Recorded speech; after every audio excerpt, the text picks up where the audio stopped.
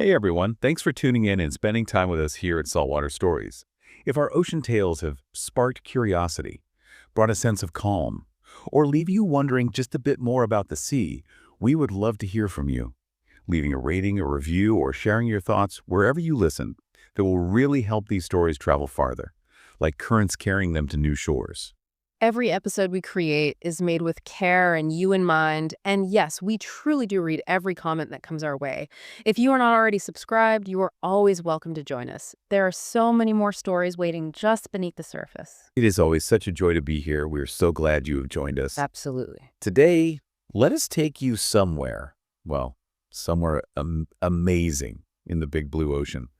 I want you to just picture a world where the roads aren't made of, asphalt or concrete. Right, there are no stoplights blinking red or green. No street signs telling you how many miles to the next town.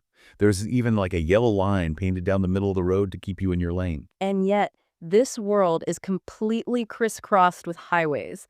I mean, busy, bustling superhighways that have been used for millions and millions of years. It's a network that's probably more complex than any subway system we've ever built. That's a great way to put it. And the travelers on these roads, they never get lost.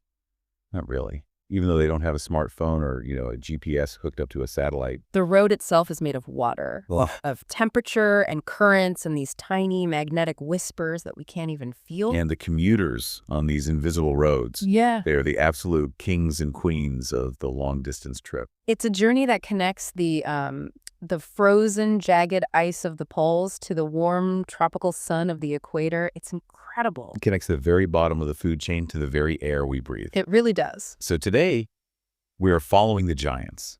We are tracking the massive, mysterious paths known as the whale migration corridors. These are the blue superhighways of our planet. They're totally invisible to our eyes, but for the whales that swim them, they're as bright as neon lights. But before we unroll the map of these highways and figure out how they work, I want to start with a little story. It's a bit of a mystery, really. Oh, I like a good mystery. For a long, long time, scientists, and really just people watching the ocean, thought they knew exactly why whales traveled so far. Right. The simple answer. The simple answer. We all just assumed it was about, the basics, food or having babies. Which makes total sense. Those are the two biggest motivators in the whole animal kingdom. You move to eat or you move to have a family. Exactly. But there is a newer idea that I absolutely love, and it's a little more personal for the whales. It's called the spa treatment theory. Ah, yes.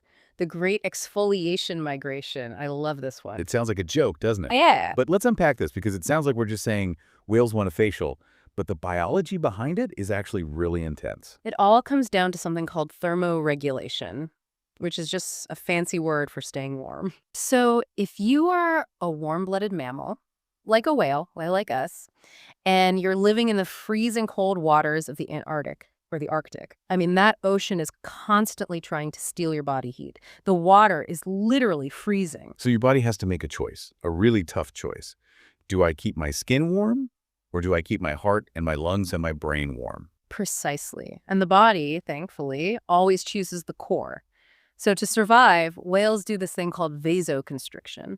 They clamp down on the blood vessels near the surface of their skin to keep all that precious warm blood deep inside their body. It's like turning off the heating in the spare bedrooms of your house to keep the living room warm in a blizzard. That's the perfect analogy. But there is a huge downside to shutting off the heat to your skin. A huge downside. Skin is a living organ, right? It needs blood to work properly. It needs that blood flow to regenerate and, this is the key part, to slough off. You know how our skin is always shedding? Yeah, dead skin cells. Well, because the blood flow is so restricted in that cold water, the whales stop shedding their old skin cells. So they just build up. And then they get covered in this film of algae. They get parasites. They get covered in these tiny little microscopic creatures called diatoms. So they literally get crusty. I've seen pictures. They turn this sort of yellowish green color from all the stuff growing on them. And it's not just about looks. It's genuinely dangerous. It creates drag, which makes it harder to swim, and it can lead to nasty skin infections. They're basically carrying around this whole micro ecosystem of pests because their body literally can't afford the heat loss it would take to wash it all off. Wow. So this new theory suggests that a big part of the reason they swim 3,000 miles to the warm tropical waters isn't just for the babies. It's for a medical procedure. It's a skin treatment. The warm water lets them finally open up those blood vessels, that's called vasodilation, and get the circulation moving to the skin again, and they can finally molt. It lets them shed that entire outer layer. It is like swimming halfway across the entire planet for a really, really good exfoliating scrub. They must feel so much better. They get back to the poles, shiny, gray, and healthy. You can just imagine the sigh of relief. I love that image. A giant humpback whale arriving in Hawaii and just relaxing because they can finally stop shivering and get clean. It's amazing. It makes perfect biological sense. Molting is essential for health. And it sets the stage perfectly for what we're talking about today. Our mission is to explore these invisible blue superhighways. We want to understand the magic map these whales carry in their heads, and then see how their journey actually helps the entire planet breathe. So let's get moving. We have a lot of ocean to cover. Let's talk about the Great Commute. All right, let's start with the concept of the corridor itself. Because when we say whale migration corridor or a blue corridor, we aren't talking about, a thin little line like you'd see on a road map. Right. It's not like they're walking a tightrope where if they step off, they fall into nothing. Yeah. It's much wider than that. Think of it more like a hallway in a giant, giant house. A hallway connects the rooms you live in, right? Or think of a massive river of animals flowing between two very important points. And these are ancient paths. So ancient. They haven't changed much in millions of years. This knowledge is older than human civilization. It's passed down. And just like a hallway connects a kitchen to a bedroom, the whale corridors connect two very specific, very important places. We call them the kitchen and the nursery. Let's look at the kitchen first. These are the feeding grounds. For most of the big whales we love, the blue whales, the humpbacks, the grays, the kitchen is in the polar regions, so the Arctic in the north and Antarctica in the south. Now, for anyone listening, especially our younger listeners, you might be thinking, wait a minute, why would you go to the freezing cold to eat? Wouldn't a tropical island with palm trees have more food? It seems backwards. It does seem backwards because on land, the tropics are lush and green and full of life. But in the ocean, the rules are completely flipped. The cold water is where all the life is. It's all about the sun, isn't it? It is. In the polar summer, the sun doesn't set. You get the midnight sun. So it's light for 24 hours a day. Wow. And all that constant sunlight hits the cold water, which is super rich in nutrients that have welled up from the bottom of the ocean. And it creates what scientists call liquid gold. An explosion of life. A total explosion. It triggers these massive, massive blooms of phytoplankton. Those are the tiny plants. And the zooplankton, like krill, that eat them. The water becomes a thick, nutritious soup of food. And when we say feast, we are not kidding. A single blue whale, the biggest animal on Earth, can eat 4 tons of krill in one day in the kitchen. 4 tons. That's the weight of an elephant. Every single day, they are just gorging themselves. It is an all-you-can-eat buffet that never, ever closes for a few months. They're packing on the pounds, and I mean literally. They need to gain as much weight as possible in the form of blubber. But there's a catch. There's always a catch. Winter is coming. As the season changes, the polar regions start to freeze over. The sea ice creates the solid ceiling on the ocean. It gets dark 24 hours a day. And it becomes incredibly dangerous. You can't breathe if the ocean is covered in the thick sheet of ice and all that food that was everywhere. It just disappears. The restaurant closes, the lights go out, and now they have to move to the nursery. This is the breeding ground. And this is usually in the tropics near the equator. So we're talking about places like Hawaii or the Caribbean or the coast of Mexico. The water here is everything. The poles are not. It's warm, it's calm, it's shallow, it's beautiful. It sounds like a vacation spot. But for a whale, it's an absolute necessity. Yeah. You see, baby whales, they're called calves. They're born without that thick, insulating layer of fat, the blubber, that their parents have. They're born lean. Yeah. So if a mom gave birth in the freezing Arctic winter, the baby would lose all its body heat and freeze almost instantly. The tropics are like a warm bath. It keeps the baby safe and warm while it drinks mom's milk and grows its first layer of insulation. And here is the huge problem. The clear, beautiful blue water of the tropics is clear for a reason. It's clear because it's empty. It's empty. There is very little plankton. There's very little krill. For a giant whale that needs tons of food, we call it a food desert. So this is the brutal trade-off of their lives. They have the kitchen in the cold and the nursery in the warm, but they can't have both at the same time. It's one or the other. And this leads to this fascinating survival strategy called capital breeding. That sounds like something from the world of banking. It is, in a way. Think of a bear hibernating. A bear eats all summer to get as fat as possible, then it sleeps all winter, living off that stored fat. Whales do basically the same thing, but instead of sleeping, they perform one of the most incredible athletic feats on the planet. They swim thousands and thousands of miles. So they feast in the cold to build up a blubber savings account. That's a perfect way to describe it. And then for months on end, while they are traveling, giving birth, and nursing their massive babies, which takes a huge amount of energy from the mom, they are fasting. Wait, they're not eating for months. Barely at all. They might grab a tiny snack if they get lucky and swim through a small patch of food, but mostly they are running entirely on their savings. They are metabolizing their own body fat to power their swimming muscles and, for the moms, to produce hundreds of gallons of super fatty milk for the calf. That is just incredible dedication. Yeah. Imagine running a marathon every single day for 3 months without eating lunch or dinner.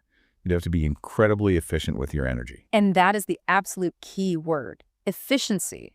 It shows you how critically important these corridors are. If they get blocked or if the whale gets confused and adds 2 weeks to the trip, They could run out of fuel. they could literally run out of energy before they get back to the food. The margin for error is razor thin. So they need to know exactly where they are going. They absolutely cannot afford to get lost.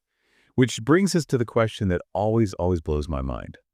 The map makers. How on earth do they navigate? Navigating the open ocean is without a doubt one of the hardest tasks in nature. I get lost in the grocery store parking lot. I cannot imagine trying to find a specific bay in Alaska starting from Hawaii when all I can see for weeks is just waves. And remember, out there, the water looks exactly the same in every single direction. There are no mountains on the horizon to aim for, no road signs. The sun moves across the sky, sure, but if it's cloudy for a week, you lose that too. So what is in their toolkit? How do they pull this off? Well, tool number one is something we humans are only just beginning to truly understand, and it's called magnetoreception. It's their internal compass. Okay, that sounds like something out of a superhero movie. It's pure physics. The Earth itself acts like a giant magnet, right? It has a magnetic field that runs between the North and South poles. We use handheld compasses with little floating needles to see it. But whales, we believe they have a mineral called magnetite. It's a type of iron oxide right inside their bodies. So they have actual magnetic crystals inside their head. Exactly. We found these tiny clusters of biomineralized crystals in the lining of their brains and even in the retina of their eyes. That is so wild. So it's not just a vague feeling. It's a physical connection to the planet's magnetism. Think of it like a heads-up display in a video game or a fighter jet. They can likely feel, or maybe even see, the magnetic field lines of the Earth stretching out in front of them. They can sense the dip of the field. Okay, explain that dip for us. What does that mean? So near the poles, the magnetic lines go almost straight down into the Earth, but at the equator, they run flat, parallel to the ground. By sensing that angle, that dip, a whale knows its latitude. It knows how far north or south it is just by feeling the magnetism. It's a built-in GPS that doesn't need satellites. But just like our GPS can glitch sometimes, this can be tricky for them too, right? Absolutely. Big solar storms from the sun can hit the Earth and cause our magnetic field to wobble and get all staticky. And we've seen studies that show whale strandings where they get lost and wash ashore, sometimes increase during periods of high solar activity. It's like their maps suddenly start spinning. But nature is smart. It's all about redundancy. They don't rely on just one tool. They have backups. So tool number 2, the sound map. Sound is so vital in the ocean. You have to remember, light doesn't travel far in water at all. It gets dark very quickly as you go down. But sound is a superstar in water. It travels about 4 times faster in water than it does in air. It's a superhighway for information. So they aren't just looking with their eyes, they are absolutely looking with their ears. Exactly. They listen for echoes. If a big whale makes a low, booming sound, that sound wave travels for hundreds of miles. It bounces off underwater features and the echo comes back. By listening to how long that echo takes to return and what it sounds like, they can build a picture of the landscape in their minds. And speaking of underwater landscapes, they use these massive underwater mountains as signposts. We call them seamounts. Seamounts are absolutely fascinating structures. They're critical for this. And hey, I have to jump in here. For clever listeners who've been with us for a while, if the word seamounts is ringing a bell, that's because we did a whole exploration of those underwater giants last season. They're these incredible hotspots for life. But for migrating whales, they are literally like the exit signs on a highway. That's precisely it. A whale might know from its mother When I hear the specific echo of the Emperor Seamount chain, I know I need to start turning left. It is a giant physical landmark just underwater. They are navigating by the shape of the seafloor, even if they are swimming a full mile above it. But it's not just the big, booming echoes from mountains. They also listen for bacon.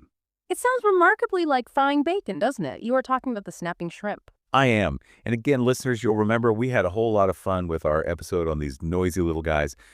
They have that one claw that snaps so fast it creates a bubble that for a split second is hotter than the surface of the sun. That snap creates what's called a cavitation bubble. And when that tiny bubble collapses, it makes a surprisingly loud crack sound. Now imagine billions of them living on a single coral reef. It creates a constant crackling roar.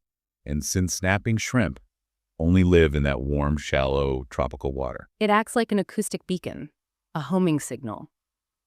If a humpback whale is swimming south in the pitch-black, deep ocean, and it suddenly starts to hear that crackling sound getting louder and louder in the distance, They know they've reached the tropics. It's like hearing the honking horns and city noise as you approach downtown.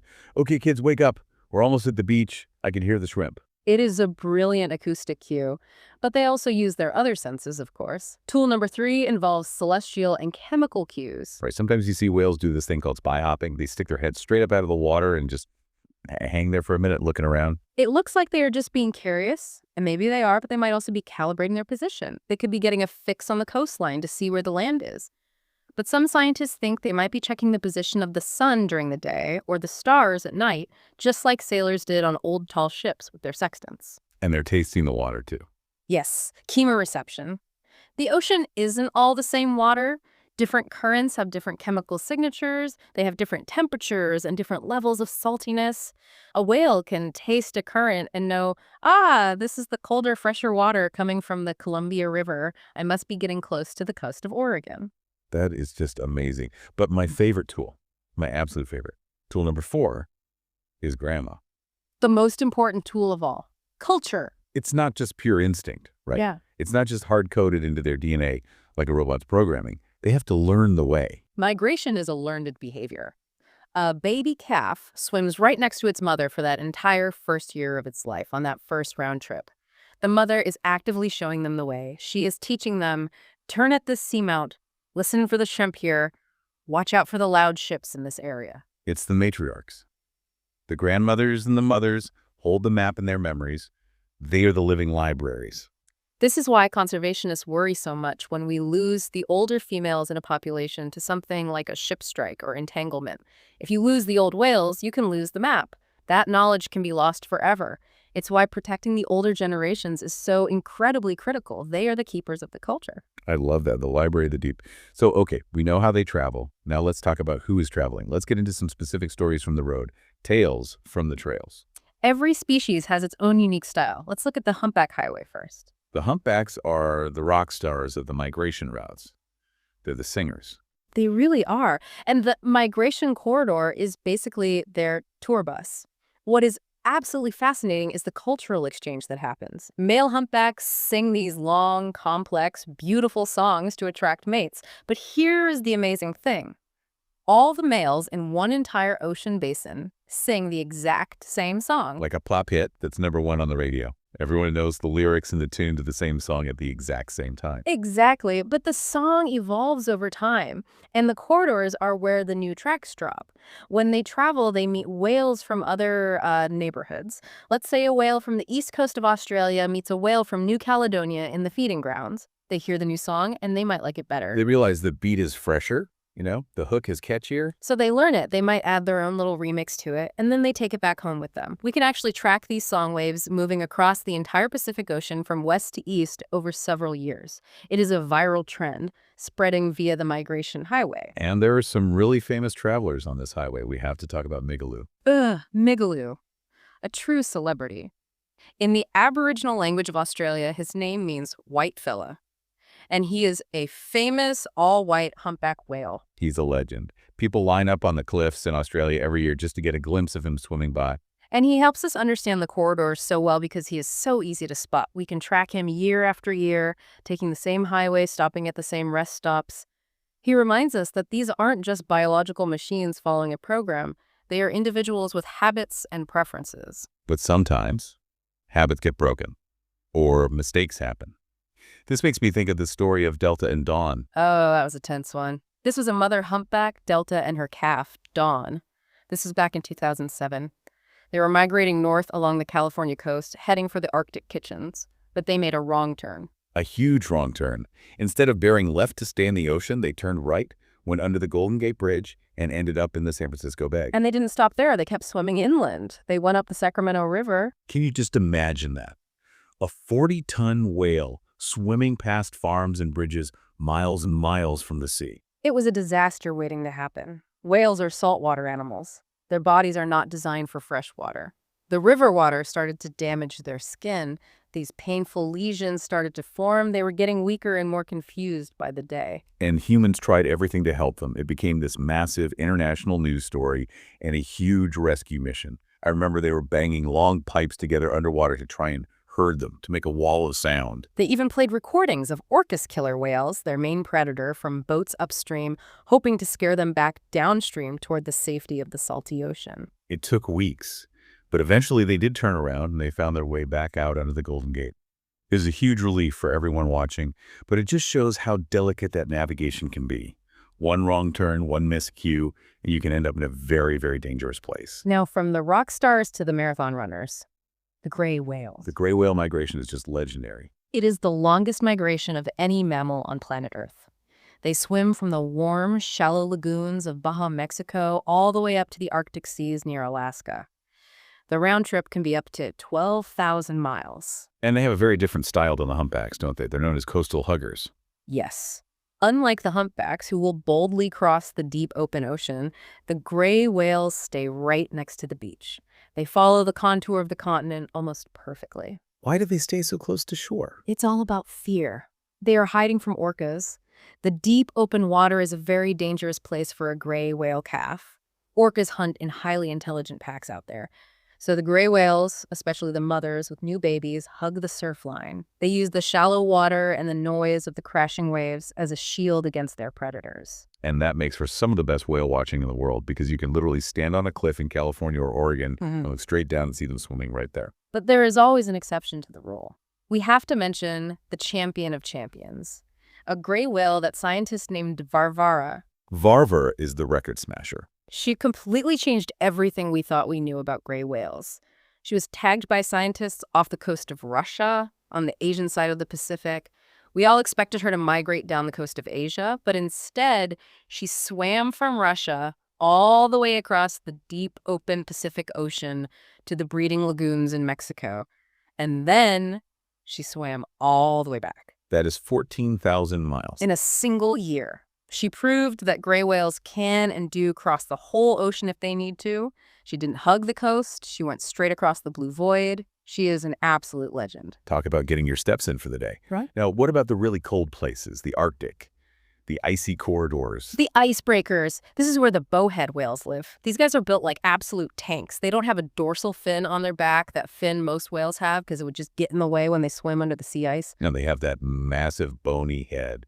They use that incredibly thick skull to smash through sea ice that's 2 feet thick just to create a breathing hole for themselves and others. I mean, that is just metal. They live in these Arctic blue corridors that are constantly changing as the ice freezes and melts with the seasons. And the narwhals are there too, right? The unicorns of the sea. Yes. And they use the ice for protection, hiding in the really dense pack ice where the bigger orcas can't follow them. But not everyone likes to travel, right? There have to be some homebodies in the whale world. There are. The Arabian Sea humpback whales, they are the rebels. They do not migrate. They just stay put. They don't go to the poles to eat. They stay in the Arabian Sea all year round. And what's amazing is that genetically, they have been isolated there for something like 70,000 years. They are a completely distinct population. So why don't they leave?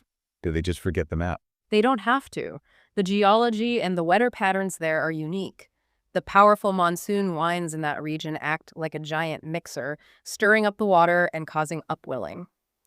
It brings nutrients to the surface, even though it's in the tropics, so they have a warm nursery and a kitchen in the exact same place. That's pretty smart. Why commute 3,000 miles if you can work from home? Exactly. They found a brilliant loophole in nature's rules. Now, this brings us to a really, really important part of the story.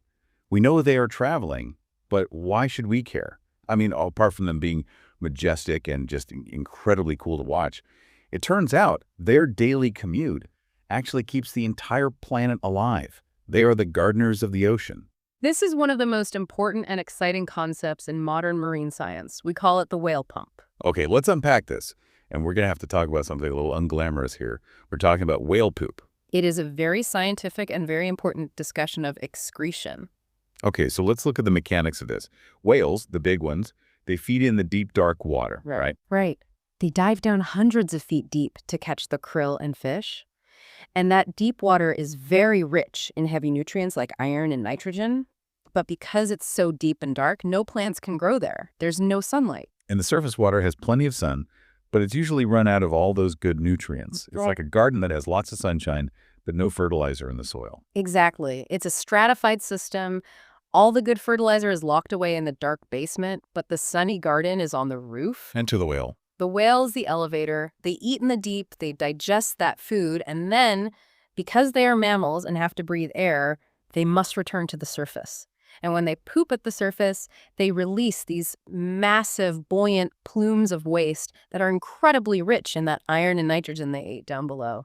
They are essentially crop dusting the surface of the ocean with the world's best fertilizer, with Miracle Grow. That is exactly what they are doing. And because that fertilizer hits the water right where the sun is shining, it triggers an explosion of life. Phytoplankton. Yes, the tiny microscopic plants of the ocean. They are the base of the entire marine food web. They bloom like crazy in the areas where whales have been. And this is the part that's so cool. The phytoplankton feeds the krill feeds the fish feed bigger fish, and birds and seals and us. So more whales actually means more fish, not less. It is a paradox that confused people for a very long time. For decades, fishermen used to think whales were competition. They are eating all our fish. But what we now understand is that the whales are the farmers. They are growing the fish food. Wow. When humans hunted 99% of the blue whales in the Southern Ocean, the krill populations didn't explode like everyone thought they would. They collapsed because we broke the pump. We took the farmers out of the fields. That is the whale pump moving nutrients up and down. But there's also the whale conveyor belt. Right. The pump moves nutrients vertically from the deep to the surface. The conveyor belt moves them horizontally across the planet. Remember, they eat in the nutrient-rich poles and then travel thousands of miles to the nutrient-poor tropics.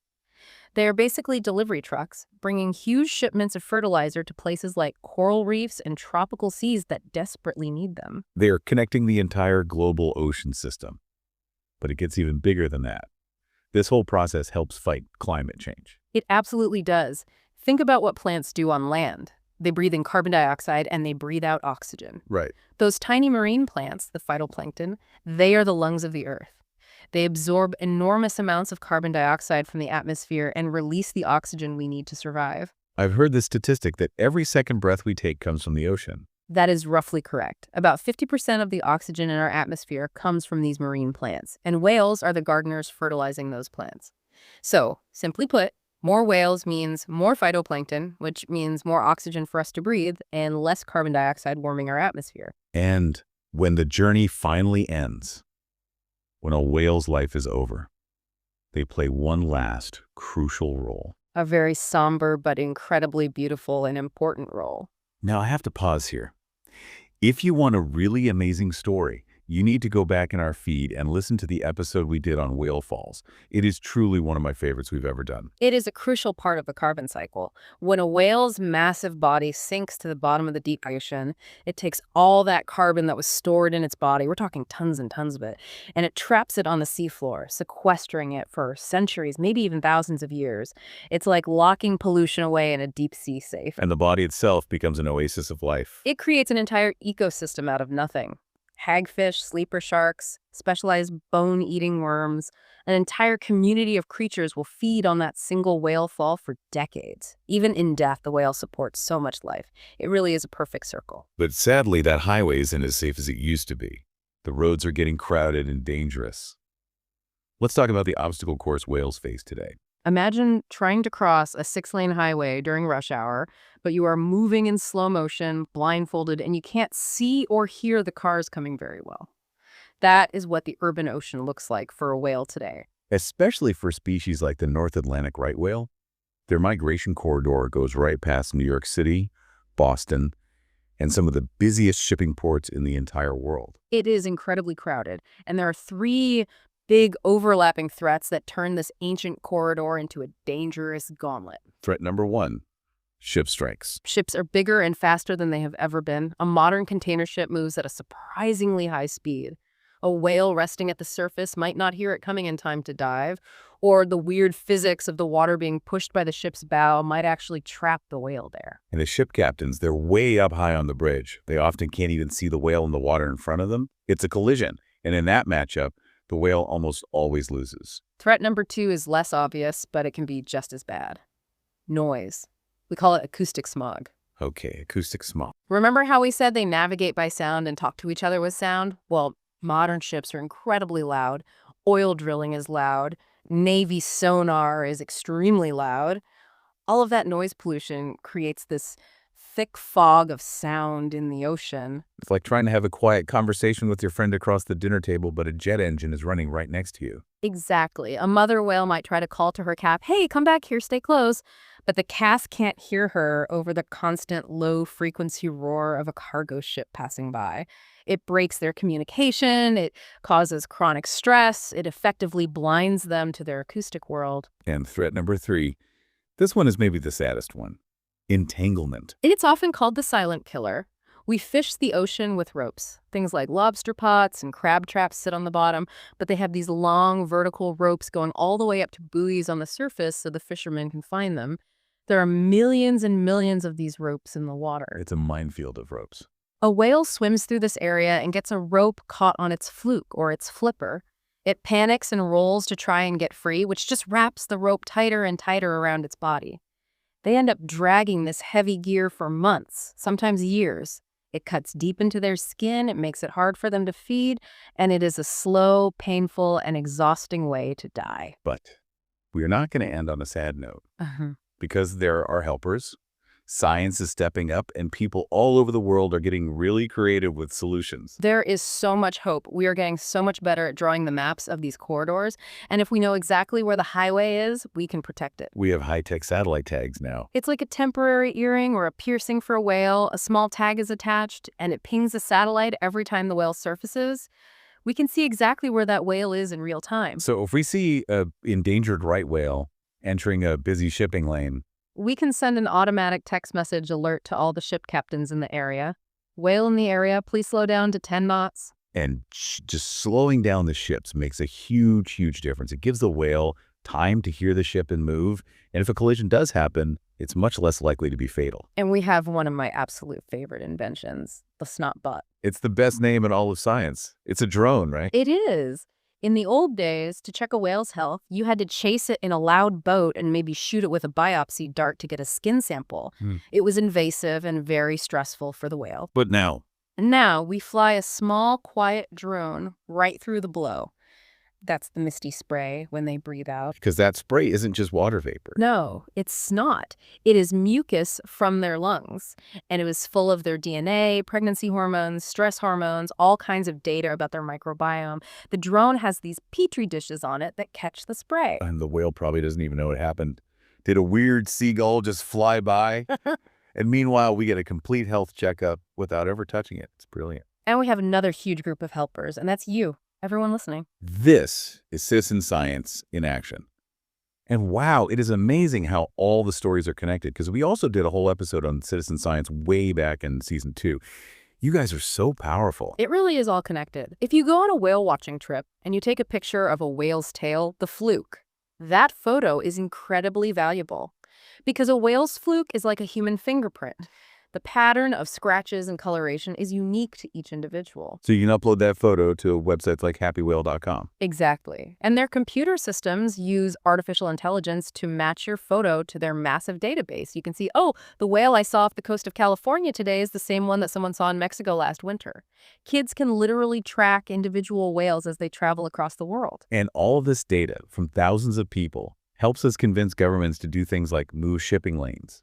Sometimes just moving a shipping lane by a few miles can reduce the risk of ship strikes by over 80%. And we're inventing amazing new technology like ropeless fishing gear. The traps sit on the bottom with no vertical rope in the water. When the fisherman comes back to get his catch, he sends an acoustic signal from his boat, and the trap then fleets a bag and floats to the surface on its own. No ropes in the water column means no entanglement. It's a win-win. Exactly. Smart solutions for a shared ocean. We can have shipping, and we can have fishing, and we can have healthy whales. We just need to be clever and work together. So let's bring it all home. Let's recap this incredible journey. What does this all mean? We have traveled from the frozen feasts of the poles to the warm, safe nurseries of the tropics. We've seen that these aren't just empty stretches of water, they are living highways full of culture and songs and generations of knowledge. And the whales aren't just passively passing through. They are the map makers. They are the gardeners, planting the seeds of life with every breath. They are the climate heroes, helping to keep our planet in balance. The whole concept of the corridor teaches us something so profound. The ocean isn't just a bucket of water. It is a living, breathing system of connections.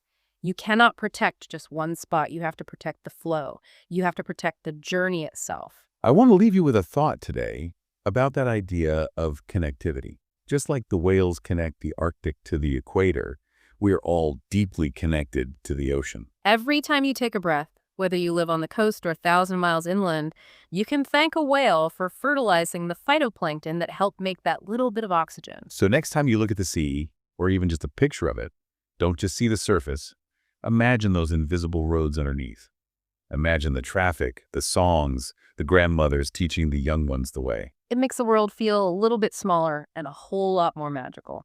Thank you so much for listening. We really hope you enjoyed this incredible story of the blue superhighways. It was a true pleasure to explore them with you. See you next time on Saltwater Stories.